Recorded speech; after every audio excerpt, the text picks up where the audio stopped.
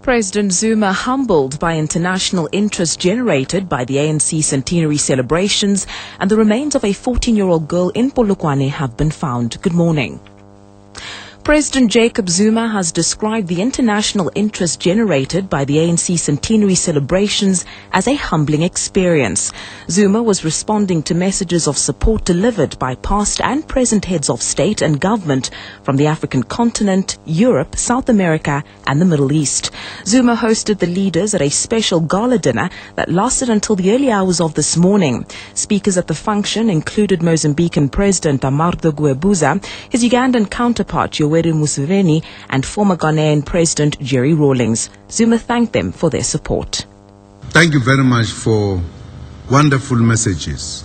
To us, this is a humbling experience that the entire globe has converged in South Africa, in Bloemfontein, to celebrate with us. Of course, the celebration continues. The remains of a 14-year-old girl who went missing 2 months ago on her way to school near Polokwane have been found. Mahlati Mandy Ramulubela's body was discovered under a bed in a disused house. Police spokesperson Mohale Ramutseba says her hands and legs were tied together with shoelaces. He says she was identified through her school bag and uniform. Police suspect that she was raped and murdered. President Jacob Zuma has lit the centenary flame at the Wesleyan Church in Bloemfontein to mark the ANC's 100 years of existence. The torch was lit just after midnight during a short prayer service. The torch will be taken around South Africa as a symbolic representation of the resistance struggle against apartheid. The torch was also lit in remembrance of the ANC's past presidents. The ANC's Treasurer General Matthew Posa says the country has a lot to be proud of. You like it or don't like it, the ANC has impacted very, very positively on the life of this country. It fought for democracy, it fought for the Bill of Rights, and we have all these things in place. Well, it was not the only one fighting. The PAC was there, Black Conscious Movement was there.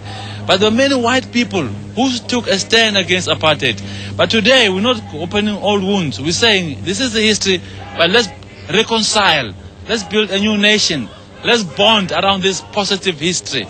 So it's more than the ANC. It's more than the flag of the ANC. It's about all of us as a people in the country. A man is in a critical condition after he tried to save 3 teenagers off Maitland Beach outside Port Elizabeth. Netcare 911 spokesperson Chris Buerta says the man got into difficulty himself and had to be rescued with the teenagers. Paramedics stabilized the man and rushed him to the Netcare Green Acres Hospital for treatment. Shifting focus to news abroad, security for Tibetan spiritual leader the Dalai Lama has been tightened after reports of threats to his life from Chinese agents. Indian police say they have received information that Chinese nationals of Tibetan origin are likely to enter India to gather intelligence on the exiled Tibetan government as well as cause harm to the Dalai Lama.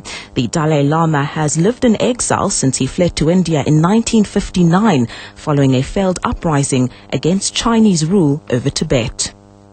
Still in news abroad, Pakistan has released 180 Indian nationals, mostly fishermen. The men have been taken to the main border post near Lahore.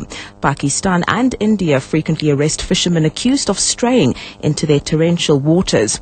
Many are held for years before being released. Chairperson of Pakistan's Committee for the Welfare of Prisoners, Nasir Aslam Zaid, says a previous agreement was meant to facilitate the release of prisoners.